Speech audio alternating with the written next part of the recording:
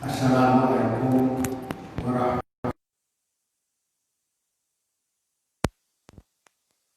wabarakatuh. Alhamdulillahillazi hadana lihaza wa ma kunna linahtadiya laula an hadanallah. Asyhadu an la ilaha illallah wahdahu la syarikalah wa asyhadu anna Muhammadan abduhu wa rasuluhu la nabiyya ba'da. Allahumma salli wa sallim ala sayyidina Muhammadin wa ala alihi wa man tabi'ahum bi ihsanin ila yaumil qiyamah. Amma ba'd.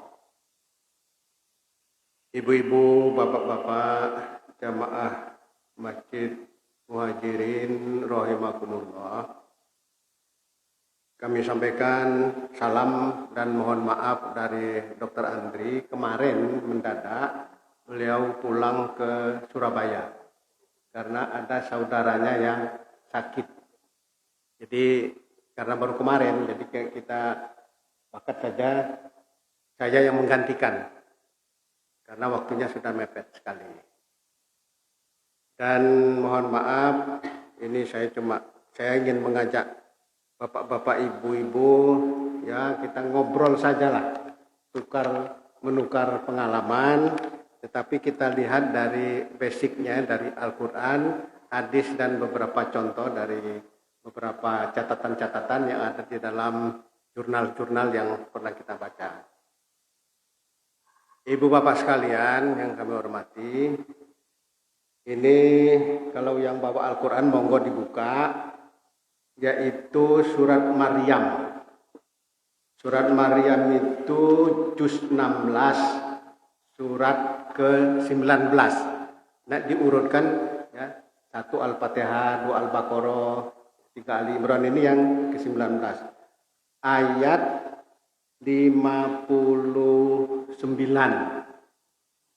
A'udzubillahi minasyaitonir rajim. Bismillahirrahmanirrahim. Fa khalafa mim ba'dihim khalfun adha'us salata wattaba'u syahawati fasawfa yalqauna ghayya. Akan datang generasi sesudah mereka, ya. Jadi akan datang nanti generasi, apakah generasi itu sudah masuk ke kita itu, fa khalafa mim ba'dihim, akan datang generasi setelah mereka, khalfun adha'us shalah, yang menyia-nyiakan salat. Menyia-nyiakan itu bukan tidak melakukan ya, menyia-nyiakan telatan itu termasuk menyia-nyiakan ya, gampang ke. Khalfun ada usalah, wattaba'u syahawat, dan mengikuti nafsunya, syahwatnya, mengikuti. Jadi dalam bahasa Arab, syahwat itu adalah nafsu bahasa Indonesia. Tapi kalau nafsu itu kalau bahasa Arab itu diterjemahkan ke bahasa Indonesia itu adalah berarti personlik, pribadi, orang. Ya ayat Tuhan nafsul mutmainnah, itu nafs. Nah, jadi ini kita sepakat dulu masalah pengertiannya ya. Jadi dalam ayat ini wattaba'u syahawati fasawfa yalqauna ghayya. Mereka itu melalaikan sholat, mengikuti hawa nafsunya, mengikuti keinginannya, dan mereka itu termasuk golongan yang sesat. Nah, jadi ini perlu kita bahas, nanti kaitannya dengan surat Luqman. Saya ingin menyampaikan apa? Luqman itu seorang tokoh pendidikan di dalam kitab suci Al-Quran yang diungkapkan kepada kita semua, supaya anak-anak itu tidak tersesat. Nah, jadi ini baru teori, kita belajar teori dulu. Dan yang teori itu perlu ada actionnya, prakteknya. Tetapi dalam ayat ini Allah itu maha pengasih lagi maha pengurang. Setelah itu sambungan ayat ini, illa man taba wa amana wa amila sholihah. Kecuali mereka yang bertobat, beriman dan beramal soleh. Nah ini jadi ada peluang ya pada orang yang bertobat, beriman, beramal soleh. Jadi kalau tadi dia itu melalaikan sholat, mengikuti hawa nafsu, kemudian sadar, bertobat, ya toh, beriman dan beramal soleh, faulaika yadkhulunal jannah. Nah, maka mereka akan masuk ke dalam surga. Ya. Wala yuzlamuna syai'ah, dan tidak dirugikan sedikit pun. Nah, jadi ini. Nah, kaitannya dengan mimba dihim khalfun adau shalah, akan datang generasi sesudah mereka, generasi yang melalaikan sholat, wattaba'u syahwat, mengikuti syahwat, ya. Fasaufa yalqauna ghayyah, mereka itu rugi. Nah, yang mau kita cari itu, kalau itu sudah terlanjur, illa man taba, kecuali yang bertobat. Sebab di dalam ajaran agama kita itu selalu ada peluang untuk bertobat. Ya, harus bertobat. Ya. Jadi melakukan kesalahan itu segeralah bertobat. Nah, bagaimana sekarang kita lihat di dalam Al-Quran juga Luqman, ya, di dalam mendidik anaknya. Itu bisa dilihat, kalau mau dilihat itu, tapi ini kita tidak terlalu detail betul. Surat Luqman itu mulai dari ayat 12, 13, 14, 15, 16, dan terusnya sampai 20-an. Itulah bagaimana Luqman itu mendidik anaknya. Nah, di dalam beberapa riwayat, Luqman itu mendidik anaknya adalah yang pertama dengan selalu mengajak silaturahmi, takziah, melihat orang yang sakit. Jadi diingatkan bahwa wahai anakku, kalau kau ini segar bugar, sehat, ganteng, bagus, nanti kalau sakit ya kayak ginilah, sesuk tertiduran, tidak bisa apa-apa. Jadi mendidiknya di situ. Ya. Kemudian juga melihat lelayu takziah pada orang yang meninggal. Anaknya selalu diingatkan, kowe saiki bagus, ganteng, sok men ya kowe mati ya. Nah, gitulah. Nah, kalau ingat ini, saya kalau itu kadang-kadang di TV itu ada ya, dulu itu sering ada tulisan, dampingilah putra anak dalam menonton acara ini atau tayangan ini, dulu so ada itu. Jadi memang, nah dalam hal ini kita kembali kepada beberapa teori-teori bahwa orang tua sesungguhnya di dalam penanaman karakteristik kepada anak, orang tua sebagai bapak ibu, orang tua sebagai guru yang mengajari, orang tua sebagai teman bercanda, bergurau. Jadi orang tua itu fungsinya banyak loh ya toh. Sebagai orang tua, sebagai bapak ibu yang mendidiknya, sebagai teman mungkin bercanda atau bergurau, sebagai guru yang mengajari, sebagai polisi juga negor, jangan dilakukan. Nah itu kan, nah itu pada tempat-tempatnya. Jadi anak itu juga bisa sebagai teman bergurau bercanda, itu kan kalau itu juga itu penting, ya toh. Sebagai orang tua memberitahu, mendidik yang seperti dilakukan oleh Luqman ini. Lalu Luqman itu juga di samping anaknya diajak melihat orang sakit, melihat orang yang meninggal, anaknya diajari disiplin tepat waktu. Nah, ini diajari nih, gitu. Ini supaya tidak termasuk tadi paholapa mimba di khalfun yang melalaikan itu, diajari, dididik tepat waktu, dididik disiplin, ya itu gitu ya. Kemudian dididik jujur. Jujur. Kita sering mengatakan sekali, berkatalah jujur, berkatalah yang benar. Faliyaqulu qaulan sadida, berkata yang jujur, baik, benar. Nah, di dalam pendidikan karakteristik diberi contoh, orang tua itu jangan bohong-bohongnya anak, jangan mendustakan. Dibeden-bedeni, itu tidak boleh. Ibu mau pergi ya, Mana bu, melu bu, ikut bu. Ibu mau ke dokter. Gue nak disuntik dia. Nah, itu zaman cilian saya kerap begitu. Sekarang udah enggak ada bu ya. Sekarang enggak ada bu ya. Dulu itu kalau ibu mau pergi itu, anaknya sing cilik melu, itu dibeteni, ibu mau ke dokter, gue nak melu disuntik. Nah, pas anjing disuntik tenan, anaknya melayu. Itu kan bohong-bohongan, ya toh. Dulu gitu, sering-sering kali itu kebohongan, itu yang tidak mendidik. Jujur lebih baik, dan anak itu terbiasa kalau dipamiti, oh bapak saya mau kerja. Bapak mau kerja ya, ibu mau kerja ya. Kerja itu apa? Golek duit untuk beli cucu untuk adik ya, nah, gitu. Dia kan tahu. Nah, itu jadi tapi lambat-lambat, pelan-pelan. Gitu. Jadi gitu. Sebab di dalam teori itu anak itu tidak ada yang bodoh. Harus kita ingat dulu. Saya dulu waktu masih muda, Ustadz Mazlan itu dulu kalau ada seminar itu saya cari itu di mana-mana. Walaupun saya di Solo, di Jogja itu seminar itu bayar, ya dulu mesti ikut dulu. Sekarang wis rada tua iki kesel awake. Dulu masih nom-noman itu walaupun bayar dulu, umpamanya zaman dulu 10.000 atau 20.000 bayar seminar. Nah, jadi bapak-bapak profesor itu mengatakan anak itu tidak ada yang dilahirkan bodoh. Ada yang tanya, Prof, lah yang jenius itu yang idiot itu bagaimana? Idiot itu bukan bodoh, kelainan mental atau kelainan organ tubuh. Maka dia idiot, umpamanya tuli, bisu, dan itu juga sudah ada pendidikan luar biasa.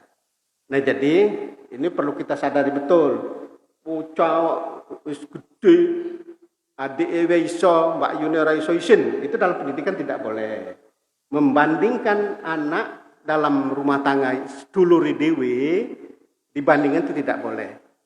Dia menjadi kecil hatinya. Waduh, iya aku wis gede kok ora iso ya. Putus asa dia. Wong adikku iso, aku ora iso. Dia sedih, itu jangan dikira. Dan kita harus sadar kemampuannya itu berlain-lainan. Ada yang bisa ngangkat 10 kilo, ada yang bisa mengangkat 25 kilo. Ya, jangan dipaksakan. Nah, gitu. Jadi dari aspek teori bahwa anak itu jangan dibanding-bandingkan. Yang pertama tadi memang harus dilatih, jujur, jangan dibohong-bohongin. Kemudian yang kedua dia jangan dibanding-bandingkan. Ya, jangan dibanding-bandingkan. Yang ketiga, jangan dimarahi di depan orang. Jangan dimarahi di depan koncone. Nah, itu sesungguhnya itu sudah biasa bagi kita. Cuma kadang-kadang ini secara teori ini kita sampaikan dulu. Kalau saya memberikan ini dulu sama ibu-ibu PKK dulu, ada pendidikan pembentukan karakteristik secara dini kepada anak. Nah, jadi bapak-bapak, ibu-ibu, mohon maaf ini saya cuma menyampaikan ini bahwa tadi kembali ke Luqman itu mengajari anaknya tadi, ya, mengajaknya melihat orang sakit, orang meninggal, dilatih jujur, dilatih disiplin, dan juga dilatih mengenal Allah. Nah, mengenal Allah itu dengan berbagai cara. Ya, kita ini sudah, yang pertama yang terkenal itu adalah mengenali diri kita sendiri. Dalam surat Az-Zariyat 21. A'udzubillahi minasyaitonirrajim. Wa fi anfusikum afala tubsirun. Apa pada dirimu sendiri tidak kau lihat? Dirimu sendiri tidak kamu perhatikan. Jadi kita ini juga disuruh memperhatikan apa yang ada pada diri kita. Mata bisa melihat, hidung bisa membau, mencium, kuping bisa mendengar. Kalau dulu, ini seminar lagi, Prof. Ki Musa Al-Mahfud di Jogja dulu. Itu meninggalnya sekitar tahun 72-73 mungkin. Jadi pada diri manusia itu ilmuwan melihat manusia itu makan, kemudian makan itu dicerna, itu memikirkan diri kita loh, memikirkan manusia kita makan itu dicerna, sing alus itu kan sampahnya kan dibuang, ya, sampahnya kan dibuang itu, sing sampahnya halus dewe metu saka keringat, Yang agak itu sedikit lewat salurannya di depan, yang kasar lewat salurannya di belakang. Itu kan ibarat pabrik. Manusia itu melihat apa yang ada pada diri manusia itu seperti, maka idenya itu pabrik gula. Pabrik gula itu tebu itu dimasukkan, nanti di sini tebunya keluar, itu gulanya, di sebelah sana keluar ampasnya. Ini kan sudah dibuat. Nah ini kan berpikir tentang diri kita, ya. Jadi tentang diri kita yang kita pikir. Ya, jadi di dalam Ihya Ulumuddin itu ada Ihya Ulumuddin. Man arofa nafsahu faqad arofa robbahu. Siapa yang mengenali dirinya, maka dia mengenali Tuhannya. Itu kan di dalam Ihya Ulumuddin. Jadi kita yang mendekatkan diri kepada Allah, yang mengenali diri kita ini. Ya. Man arofa nafsahu, siapa mengenali dirinya, faqad arofa robbahu, maka dia akan mengenali Tuhannya. Itu satu. Yang kedua, mengenali alam. Jadi kita mendekatkan anak. Anak itu banyak pertanyaan, jangan dimarah. Ya, bocah takon wae, itu tak boleh dimarah, tak boleh diarahkan, ya. Pertanyaannya kalau salah dibetulkan. Ya, kan? Bu, kok langit ini dhuwur ke ora ubah-ubah ya, ora ono cagak ya, ora jeglok ya. Nah, itu kan ya, anak-anak biasa bertanya begitu. Itu sudah berpikir dia, Oh, itu ciptaan Allah. Tidak ada penyangga, tidak apa-apa, langit di sana itu jauh itu. Langit itu sangat jauh. Nah, gitu diterangkan sedikit demi sedikit. Jadi anak itu memang begitu. Nah, di dalam mengenal alam, secara teori lagi, Ibnu Rus, ya, seorang pemikir Islam, bahwa mengenal alam yang disebutnya dengan pertama dalil al-ihtira. Dalil al-ihtira, the proof of creation. Bahwa yang ada itu ada yang menciptakan. Nah, jadi dalil al-ihtira, dalil the proof of creation itu Ibnu Rus yang mengatakan, yang hidup tahun 1126 1198, bahwa segala sesuatu ada yang menciptakan, orang tidak jadi sendiri. Ada gunung, ada sungai, ada lautan, ada ombak. Jadi diajak berpikir ke sana. Kemudian yang pertama dalil al-ihtira, yang kedua dalil al-inayah, the proof of providence. Yang ada itu terstruktur dengan indah. Ada ombak memecah di pantai, indah. Orang datang ke pantai, melihat pantai. Gedebur nih pantai. Tapi kalau saya takut dengan pantai. Dulu ada waktu remaja masjid mau wisata ke pantai itu apa? Sebab kalau mereka mandi, ada ombak gede, ombak itu muter, gulung, keseret, wah itu orang yang nolongnya ya orang iso ngelangi, podo bae ya iso bablas. Terus terang saja saya kalau dijak piknik ke laut, itu kalau dengan rombongan anak-anak itu 1000 kali berpikirnya. Sebab kalau mereka tidak terkendali main, itu bisa tergulung ombak kan bahaya. Nah, ini dari sisi keindahan, terus pecah membuih, indah.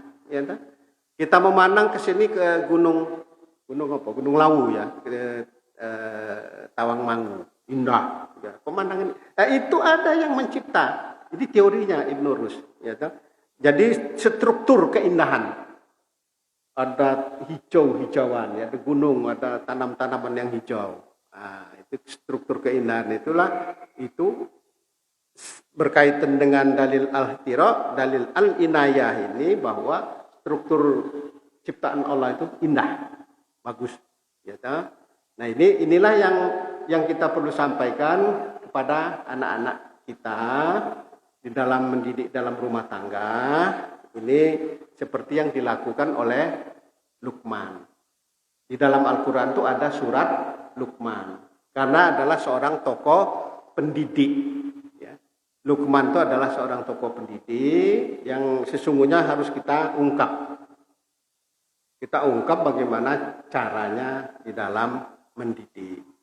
Nah, Bapak Ibu sekalian yang saya hormati jamaah Masjid Muhajirin, di dalam pendidikan keluarga, sebab pendidikan itu ada 3 pusat pendidikan atau 4 catur pusat pendidikan, yaitu rumah tangga, milieu, dulu sebut milieu Pak, sekarang disebut lingkungan, ya, lingkungan keluarga. Milieunya itu lingkungan sekolah, dan ada yang namanya keempat tempat ibadah, masjid. Jadi inilah yang pusat pendidikan di situ, keluarga, sekolah, lingkungan, tempat tinggal itu lingkungan, yaitu masyarakat di sekitarnya. Kemudian yang keempat itu tempat ibadah. Nah, oleh karena itulah di dalam kita berkeluarga itu dikenal dengan 8 fungsi keluarga. Dalam keluarga itu ada fungsi keluarga. Ada 8. Yang pertama fungsi agama. Jadi dalam rumah itu kehidupan beragama itu harus betul-betul kita laksanakan. Ya, kita upayakanlah sedikit demi sedikit belajar, ya, dalam rumah. Sebab apa? Rasulullah berpesan kepada kita, baiti jannati. Ya Bu ya? Betul Bu? Baiti jannati. Rumahku, surgaku. Berarti neng omah iki betah. Nek neng omahe sumpek ora kerasan itu bukan surga. Perlu dipertanyakan, kok neng omahe dhewe kok ora kerasan. Arep nang ndi wah neng omah sumuk. Itu kan saya kadang-kadang teman saya bilang, "Metu wis metu alang apa? Neng omah sumuk." Di Senen terus. Simbok iki lho, ngopo-ngopo ku sithik-sithik nesu aku suwe-suwe ya wis. Ya Bu ya. Ada enggak Bu begitu Bu? Apa bapak-bapak malah sitek-sitek nesu. Kan kayak weteng malah tinggal turu. ya ini cuma gurauan saja Bu, itu di kita tidak terjadi. Itu sebab apa konsepnya baiti jannati. Tidak ada nesu di antara kita. Hari tidak hanya Senin, ada Selasa, Rabu. Kok dino Senin terus nyeneni. Ya itu. Di salah satu sekolah, saya kebetulan sergap di komite loh, zaman BP3 loh. Kalau ada Bu Is dari TK, SMP, SMA, bolak-balik jadi komite. Tak tahu saya kenapa. Ada ketika selesai saya memberikan, ya bukan arahan ya, semacam sambutan. Dan wali murid itu datang. Aduh Pak, katanya, anak saya itu kasihan piye caranya jalan keluarnya. Diceritakan ternyata anaknya tuh neng omah iki oleh ibunya saben dino Senin. Senin itu terus. Saya berikan beberapa komentar dan saya panggil guru kanselingnya, guru bimbingan penyuluhan. Itu kan ada BP. Saya tolong ini dibantu karena ini ada problem, dan problem itu susah karena internal keluarga. Nah, jadi Bapak Ibu sekalian ya, internal keluarga. Jadi ini baiti jannah itu kita bentuk. Masuk rumah kita bismillahirrahmanirrahim, ya toh. Rasulullah bersabda itu dalam hadisnya, kalau masuk rumah itu dengan membaca bismillah, setan-setan orang melebu. Jadi hawa yang sejuk dan setan melebu panas, Bu. Ya, panas. Kalau setan itu ada di dalam itu panas, dia menggoda hal yang negatif terus. Sebab setan itu selalu mengajak kepada kedurhakaan dan kemaksiatan setan itu, ya toh. Jadi kalau bismillahirrahmanirrahim, setan itu orang melebu. Bar itu walaupun kosong, assalamualaikum warahmatullahi wabarakatuh, ucapkan salam. Kalau yang datang itu suaminya di rumah ada istri, ya dijawab. Wah, tak kira tamu, itu keliru. Saya pernah gitu. Istrinya masuk, suaminya di dalam, assalamualaikum. Wah, orang jawab, malah tak kira tamu. Ya dijawab, kalau bergurau itu boleh, tapi jangan berlebihan. Mas tak kira tamu sopo, mau golek kamar tapak apa piye. Jadi jangan terus ini, jawab dulu. Assalamualaikum, waalaikumsalam warahmatullahi wabarakatuh. Nah itu baiti jannah itu dari ini, kalimatan thayyibah itu dimulai dari situ. Jangan sedikit-sedikit keluar penduduk kebun binatang. Gimera Loka itu penduduk Gimera Loka itu lagi nesu metu kabeh. Nah, jangan ya ta. Fal yakul khairan, berkatalah yang baik. Auliyasmut, atau diam saja. Nah, itu ya ta. Jadi fungsi pertama fungsi agama. Fungsi agama. Jadi mulai dari perilaku hari-harian dengan keluarga, dengan anak apalagi, istri, suami, yaitu sedikit demi sedikit kita upayakan. Kita ini senantiasa belajar, yaitu manusia itu tidak ada yang sempurna. Oleh karena itu, kalau salah itu segera minta maaf, karena kesalahan itu memang manusia itu tempatnya salah, segera minta maaf. Dalam Al-Quran, dalam hadis begitu. Wa'at bi'isyai'atal hasanata tamhuha. Kalau kita tidak sengaja berbuat salah, segeralah ikuti dengan perbuatan baik, tamhuha akan terhapus. Jadi minta maaf dengan terus berbuat baik. Jadi ini fungsi agama. Fungsi agama dalam rumah tangga itu dibentuk sehingga menjadi baiti jannati. Tidak ada kata-kata nengoma sumpek, tidak ada. Nengoma sumu, ya tidak ada. Ya pokoknya nengoma ya kerasan. Apalagi zaman lockdown ini, karantina itu. Wah, suwi-suwi bosen. Nah, lau main nengoma baiti jannati ya tidak bosen lah di rumah ya. Bagaimana lah caranya pembaca Al-Quran, apa dengan bertasbih, ya kan? Bertasbih itu kadang-kadang diceluk olas maut tuh, nah, dewe, subhanallah, subhanallah. Diceluk-celuk orang apa? Nah, ini kan ya dilihat dulu kondisi. Jadi kalau kita ada komunikasi dengan yang ada di rumah juga kita perhatikan dengan baik-baik. Jadi fungsi agama. Yang kedua, fungsi sosial. Jadi fungsi itu ada 8 ya, fungsi agama, yang kedua fungsi sosial. Di dalam rumah itu juga membentuk fungsi sosial. Istri, anak, istri, suami, anak, ya kalau ada di rumah itu ada mbahnya. Di dalam undang-undang kependudukan, keluarga itu cuma bapak, ibu, anak, bapak, ibu, itu satu. Bapak, ibu, anak.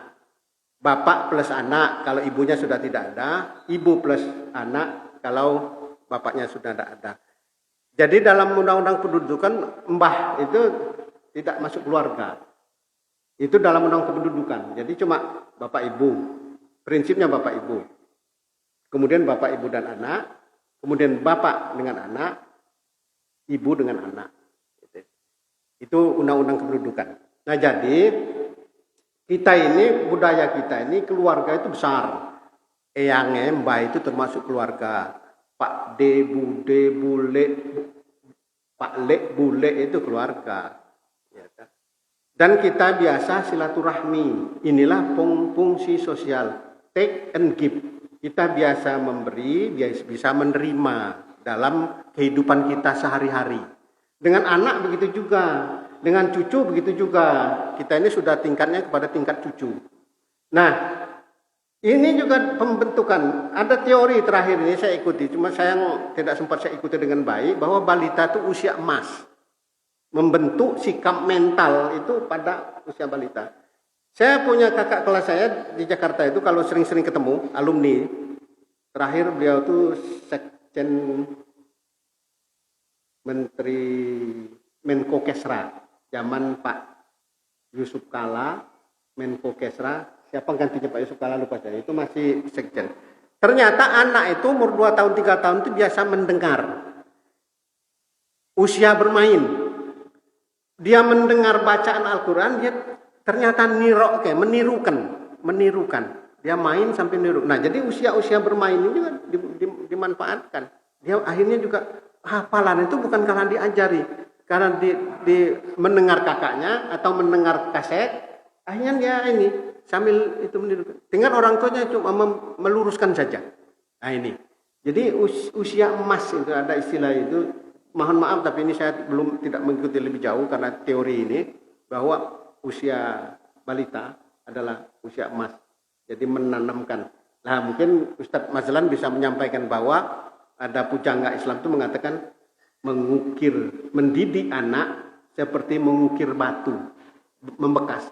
Tapi kalau sudah dewasa, mendidik dewasa seperti mengukir di atas air, ceret-ceret hilang.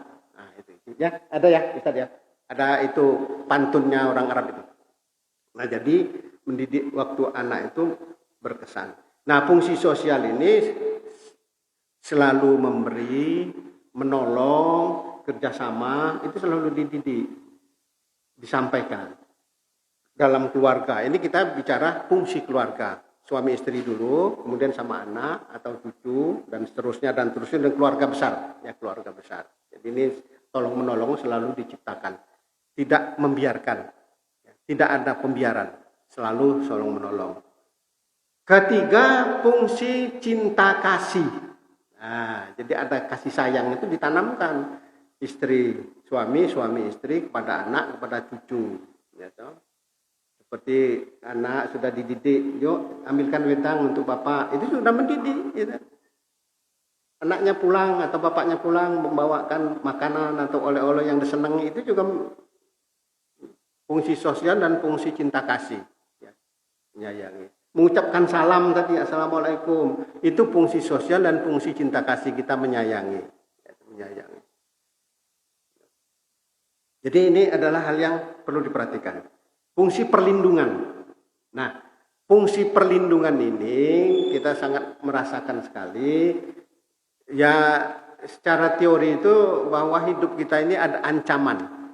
Ancaman dari luar maupun ancaman dari dalam. Maka ada fungsi perlindungan.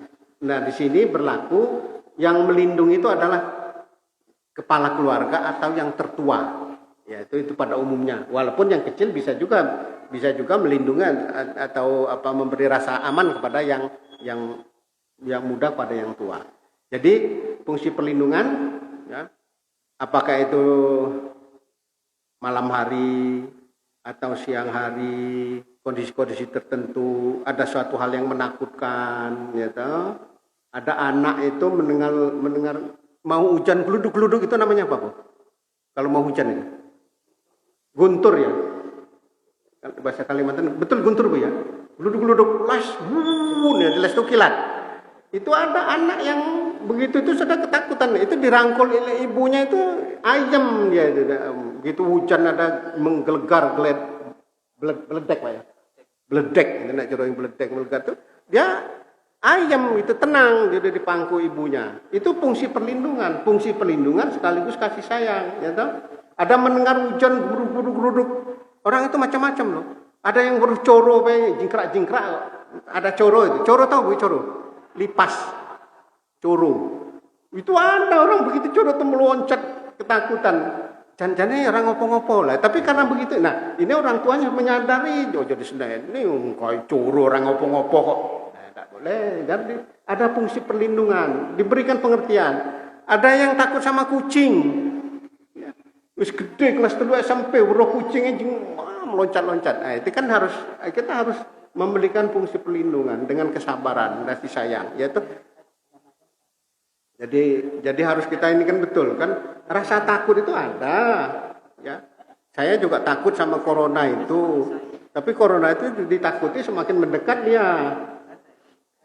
Jadi fungsi perlindungan, ya, ini melindungi malam tidur itu, melindungi bapaknya kalau ada gedeg-gedeg ada suara yang bangun bapaknya ditelok ya apa toh, apa wong, apa no. Ya jadi gitu. Jadi itu kan fungsi perlindungan, ya kan, malam-malam, apalagi kalau di rumahnya di desa, Bu. Ya, karena di desa, wah itu harus diam itu. Kalau ada kita yang bergerak malah mendekat, ya toh. Jadi melindungi, ya, kita melindungi. Ya, melindungi.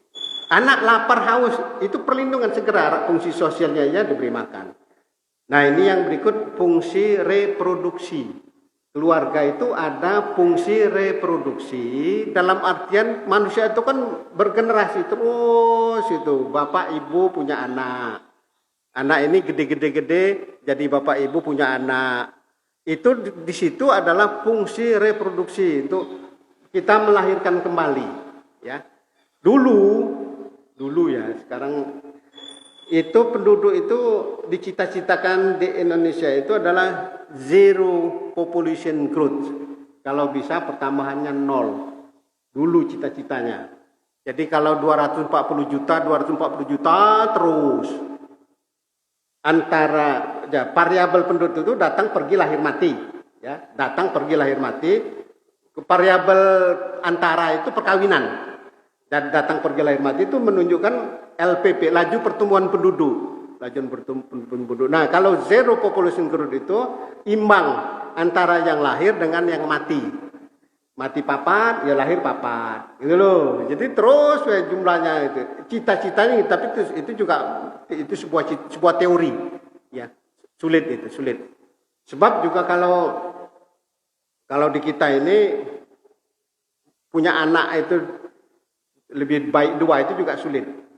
Kalau di Cina itu 1 negeri Cina karena penduduknya memang banyak, ya penduduk Cina memang banyak. Dan di sana tuh apa nek bahasa Melayu nih, orangnya jadi ibarat tumbuh-tumbuhan itu ditanam metek itu sedelok langsung berbuah lebat sekali. Jadi cepat berkembang. Nah di kita ini 2, 3, tapi sekarang ada yang 4 dan seterusnya. Jadi ini reproduksi dan ini reproduksi sehat, ya. Reproduksi sehat itu suami istri itu ya kontrol kesehatan, ya kontrol alat reproduksi, ya toh. Jadi ini panjang lagi kalau kita ceritakan. Kemudian 1, 2, 3, 4, 5, 6 fungsi sosialisasi pendidikan. Nah tadi fungsi sosialisasi pendidikan sudah banyak kita beri contoh tadi. Di dalam pendidikan anak itu tidak boleh ada pembandingan, dilatihlah jujur, berkarakter yang baik. Nah, itu suami sama istri juga begitu. Sekali berbohong, maka bohongnya itu akan bertambah. Pak, kok telat Pak pulang kantor ya? Kantor jam 2 ya, 6 hari kerja. 6 hari kerja dulu. Senin sampai Sabtu. Pulang jam 5. Wah, aku mau rapat ya. Padahal nggak rapat ya, tak? Iki mau rapat. Loh, rapatnya di mana? Nah ya juga bohongi lagi. Uang rapat di mana? Rapatnya ke Tawangmangu. Lah siapa yang ikut? Nah, ditanya itu semuanya bohong pertama, bohong kedua, bohong ketiga. Gitu. Jadi bohongan ke-1 itu didukung oleh berikutnya kebohongan semua. Nah jadi ini memang menegakkan kejujuran itu dari berbagai aspek fungsi ini. Ya, jadi keteladanan, contoh teladan itu dipentingkan. Uswatun hasanah itu penting. Ya, jadi fungsi sosialisasi pendidikan anak-anak, suami istri sampai dalam keluarga semuanya. Ya, kuncinya tadi jangan lupa baiti jannati itu kuncinya. Fungsi yang berikutnya yang ke-7 fungsi ekonomi. Hidup kita ini ditopang oleh kegiatan ekonomi. Bekerja mendapatkan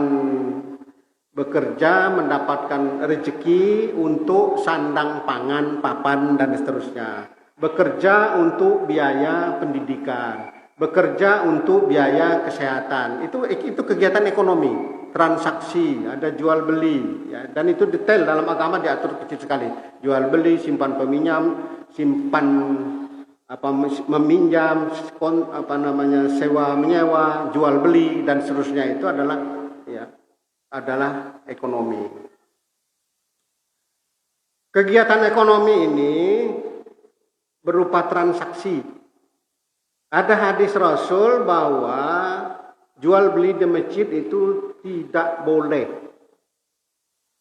Saya terus terang kegiatan ini dulu minta fatwa lah. Saya bertanya kepada beberapa ustadz. Kita ini ada sesungguhnya dari segi ekonomi yang dilakukan oleh ibu-ibu itu simpan pinjam itu termasuk kegiatan ekonomi. Kalau kita lihat dari sisi ekonomi, transaksi simpan pinjam uang itu termasuk kegiatan ekonomi. Tetapi ada yang mengatakan tak apa-apa Pak, itu tidak termasuk jual beli. Ya. Jadi muamalatnya itu umum. Ya saya sendiri karena begitu diminta jadi takmir itu ya saya belajar, terus terang saya belajar. Sebab ini saya dari dulu meyakini bahwa ini adalah juga termasuk kegiatan ekonomi yang termasuk dilarang atau tidak. Saya sebagai takmir kan harus ada rasa tanggung jawab. Saya tanyakan. Jadi ada beberapa ustadz menanyakan sebab secara tegas Rasul itu melarang bentuknya jual beli, bukan muamalah. jual beli. Nah, saya ayam gitu loh, ayam gitu. Jadi BMT-nya ibu-ibu itu, infak sosial itu tidak termasuk yang dilarang, insya Allah, mudah-mudahan. Kemudian fungsi lingkungan. Nah, fungsi lingkungan ini kita harus melatih keluarga kita, khususnya anak-anak kita, anak-anak cucu-cucu, sekarang udah cucu, itu untuk cinta lingkungan, merawat, jangan merusak. Dalam agama kita itu kalau umroh itu saja, apalagi di Mekah itu tidak boleh mutili, daun-daun itu tidak boleh, membunuh hewan tidak boleh. Ada pertentangan juga itu, kan dulu banyak belalang itu di halaman Masjidil Haram atau Masjid Nabawi, belalang. Ustaz, kalau kepidak gimana? Kan mati. Pun banyak sekali itu belalang, apalagi kalau maghrib ke isya itu kan banyak belalang. Oh, kalau tidak sengaja tidak apa-apa. Gitu loh. Kita tuh yang dilarang tuh yang sengaja. Kan kita pas lewat kita tidak tahu. Pas kaki kita melangkah ada belalang langsung mak cekloknya itu kepidak, itu tidak apa-apa. Jadi memang problematika seperti ini kita dalami sehingga kita berupaya yang kita lakukan itu adalah benar adanya. Nah, jadi lingkungan ini kita cinta lingkungan, tanam-tanaman, merawat air. Nah, ini Bapak kita Profesor Pranoto juga air ini menjadi permasalahan. Wah, saya prihatin tadi saya itu kalau Ahad pagi itu lihat TVRI. Ya toh. Ustadz Lutfi itu membahas Sahih Bukhari.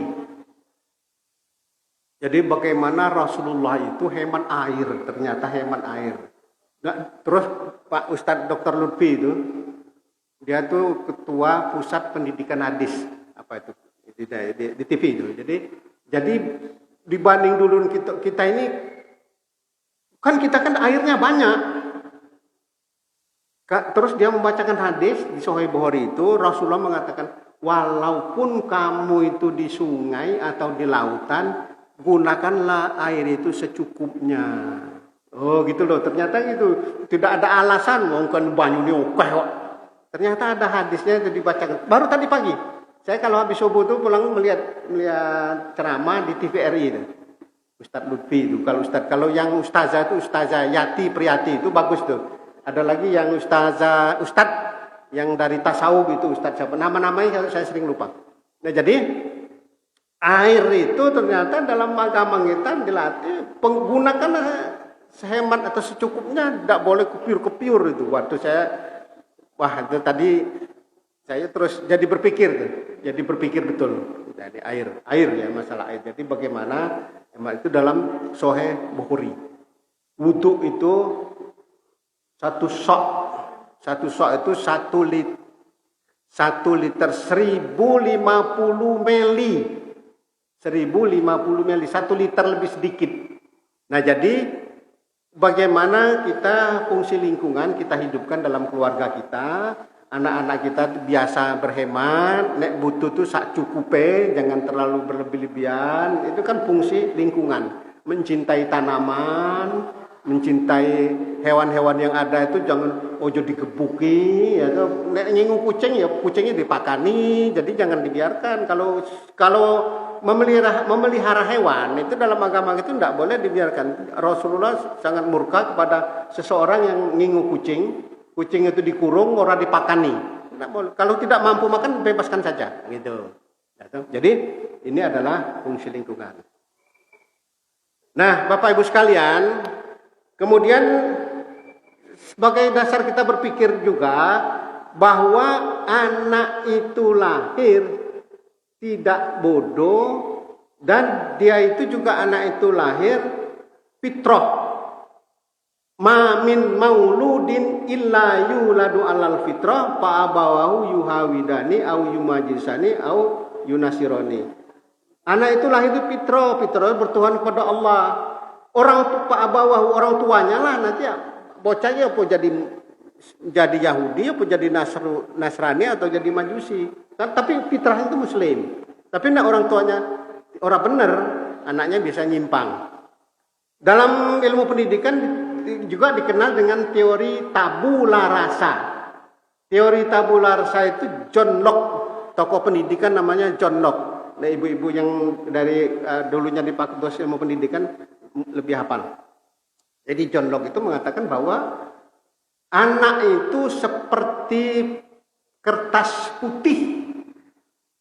Coretan, gambarnya, tulisannya tergantung yang nulis, yang nyoret, tergantung orang tuanya. Nah, jadi ini harus kita ingat, betul.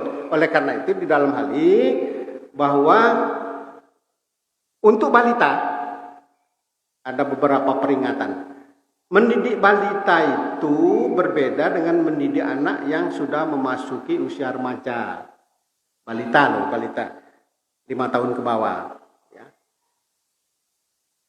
Mendidik anak balita lebih menitik beratkan pada penanaman nilai moral, contoh, bukan ucapan. Mendidik balita tidak dengan mengajarkan kata-kata atau ceramah. Jadi anak-anak balita orang ngerti tidak ceramah. Jadi kalau contoh bangun pagi, nek makan itu cuci tangan. Sekarang itu cuci tangan digalakkan loh.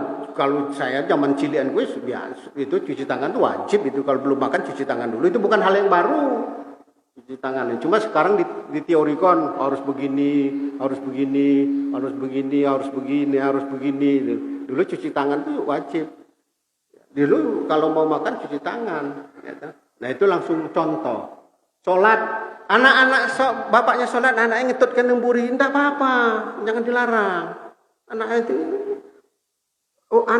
favoritnya itu orang bapaknya ibunya. Biasa itu anak-anak bapaknya sholat ngetutkan nemburi, tidak apa-apa, tidak perlu dia di peci ini, disarungi, ya toh, sehingga bisa terarah, ya toh. Anak perempuan ikut sholat dilala karo bapake. Saya enggak apa-apa di sini, enggak apa-apa. Anak kecil itu loh, balita ya. Jangan dipaksakan ke sana. Dilala ibunya tidak ke masjid, enggak apa-apa di sini. Saya sudah dari awal masjid ini ramah anak, tetapi orang tua harus ngawasi. Sekolah itu sekarang populer dengan sekolah ramah anak. Tetapi dimaksud ramah anak itu bukan apa-apa boleh. Di sekolah itu merokok tidak boleh. Apalagi narkoba harus dijauhkan sejauh-jauhnya. Ada warung jujur. Warung apa? Warung jujur ya di sekolah. Saya masih ingat di meja itu ditaruh ada pastel umpamanya 1.000. Ada apa 500 apa-apa. Menkarek ngelung keneng kotak duitnya. Ada warung jujur di sekolah itu, ada program. Ya, itu salah satu bentuk juga itu. Jadi bayar itu sesuai dengan harga. Nek sewa cukup siji pleng.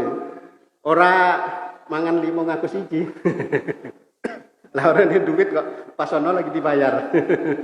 Lah anak kos-kosan kalau pas orang di duit itu mangan 5 par ngakune siji. Jadi ini bapak-bapak ibu sekalian problem, ya ta? Jadi ini mendidik anak balita itu bentuknya teladan, contoh perbuatan orang tuanya. Ya, jadi memang kondisi anak sekarang memang berbeda Bu dengan kita dulu. Ya. Kemudian menanamkan sikap kepada anak balita tidak cukup sekali, tapi harus terus menerus. Ya, bangun pagi itu harus terus, orang mimpisan tok. Ya, bangun jam 4 besok, dia sekali 2 kali angel, tapi setelah biasa enggak apa-apa, ya tak? Jadi anak-anak itu harus dilatih. Nah, ini sudah jam 7 kurang sedikit, ini masih banyak Bu. Ya, saya bawa makalah ini. Jadi ini saya sampaikan bahwa anak sekarang dengan dulu berbeda. Ini sering sekali saya ucapkan.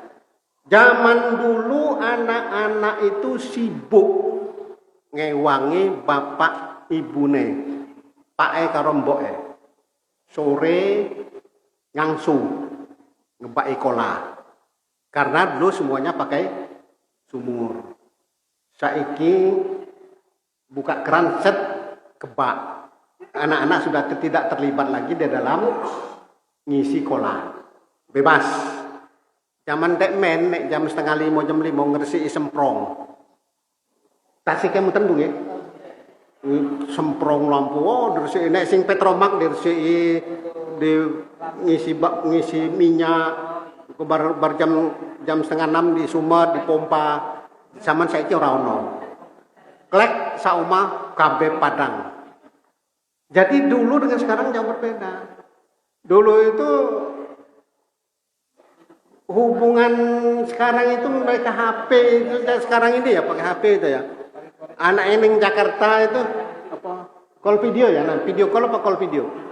Set gitu Pak. Anak wis weruh neng kono. Zaman sekarang ini juga mempengaruhi faktor sikap, perilaku, perbuatan. Harus kita sadari betul. Ya. Jadi kita dulu kalau kangen sama orang tua itu surat. Saya kuliah itu tahun 70. Ya kalau bapak ibu surat-suratan tok. Kalau sing kepengen cepet telegram dulu itu. Pak aku kehabisan duit segera kirim dulu. Kenapa? Singkat tok. Itu telegram. Pagi dikirim, sore udah datang kalau telegram. Kalau surat itu bisa seminggu. Sekarang ya enggak. Anak-anak sekarang itu wis nyekel ATM. Nyekel ATM. Bapak sing nang ngelebokke anaknya cuma tek narik. Ini semua kemudahan ini harus kita manfaatkan sebaik-baiknya agar anak-anak itu terlatih disiplin dan jujur. Ini yang kuncinya di situ. Disiplin, jujur. Ya toh. Nek ora butuh ojo. Orang butuh barang ojo dituku. Ini kedisiplinan dan kejujuran yang perlu kita, ya toh. Jadi dulu dengan sekarang itu berbeda di situ. Anak-anak itu bekerja, membantu orang tua, kesibukan di rumah tangga ada. Sekarang waktu luang itu juga banyak. Nah, waktu luang yang banyak itu kalau tidak diarahkan oleh orang tua, penggunaan waktu yang salah, wal asri innal insana lafi husrin. Demi waktu, demi masa, maka manusia itu akan mengalami kerugian. Illal ladzina amanu, kecuali orang yang beriman. Nah gitu. Orang beriman itu jam 4 subuh ning masjid. Nek orang beriman semakin subuh semakin narik selimut. Orang beriman pagi-pagi ke masjid. Orang tidak beriman kemana Pak? Kan berbeda di sana. Maka orang beriman itu pengecualian, tidak rugi. Orang beriman tidak rugi. Wal asri innal insana lapun, sesungguhnya manusia itu dalam kerugian. Ilal ladzina amanu, orang beriman tidak rugi. Itu pengecualian yang Allah janjikan kepada kita. Ilal ladzina amanu wa amilus sholihat, dan beramal soleh. Itu beramal soleh. Nah, ibu-ibu ada yang sedekah infak. Ini sedekah infak mudah-mudahan mendapat pahala dan ganjaran dari Allah Subhanahu wa taala. Ya toh? Infak, sedekah infak. Ini orang yang beriman. Illal ladzina amanu wa amilus sholihat wa tawassaw bil haq. Nek koncone salah diingatkan wa tawassaw bil haq, dengan kesabaran. Oh, kuwi salah lho, keliru dibenakke. Ojo ngomong ngerasani lor ngidul itu juga tidak boleh, ya, berdosa kita. Nah, jadi memang kehidupan kita orang beriman itu memang jaminan Allah tidak termasuk yang rugi, ya Bung ya. Nah, jadi saya kira gitu. Ini sudah jam 8. Kalau mau diteruskan masih banyak ini sebab menanamkan perilaku, membiasakan kehidupan sehari-hari, menanam. Ini banyak kali ada 3 halaman. Jadi kalau saya teruskan panjang, nek diteruskan sedikit nanggung. Ibu-ibu, bapak sekalian, saya kira demikian yang kita bahas pada pagi ini. Mudah-mudahan ada manfaatnya. Kita saling ingat mengingatkan. Dan ini saya cuma pengganti Bapak Dr. Andri yang kemarin secara mendadak beliau pulang ke Surabaya karena ada saudaranya yang sakit. Adiknya pemas saya lali, dia bilang Pak, ya udahlah saya bilang gitu, karena waktunya mepet ya saya sendiri. Kalau waktunya kurang 3 atau 4 hari, mungkin saya cari ke yang lainnya, karena mendadak sekali saya tidak sempat. Ibu-ibu Pak sekalian, kalau ada kurangnya mohon maaf.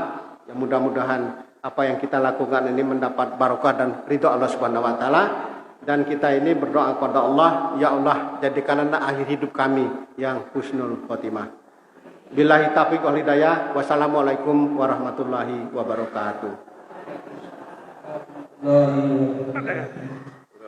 Bapak Ibu, demikianlah kajian pada pagi hari ini yang telah disampaikan oleh Bapak Dr. Haji Ibrahim Subnur Mungkin masih ada waktu sedikit, barangkali ada yang mau bertanya, kami berikan kesempatan. Monggo Bapak Ibu, barangkali ada yang mau bertanya. Monggo, monggo boleh.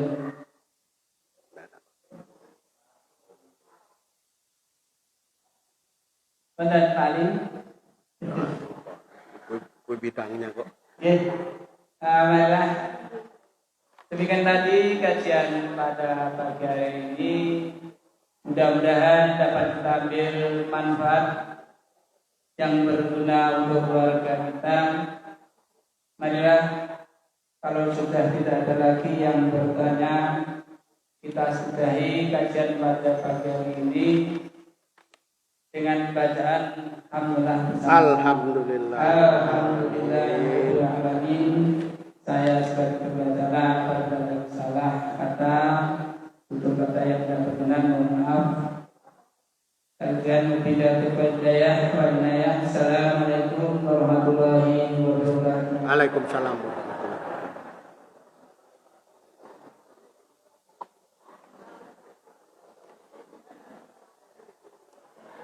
Oke Pak.